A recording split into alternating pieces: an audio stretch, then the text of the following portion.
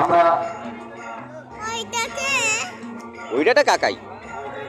আমরা ঠিক 1 ঘন্টা সময় দিচ্ছি, 11:15 আমরা শেষ করব।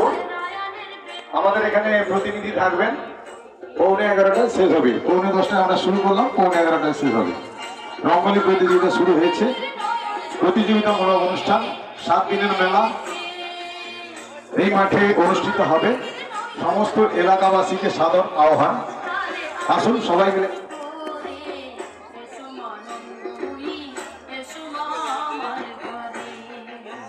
বাবুদা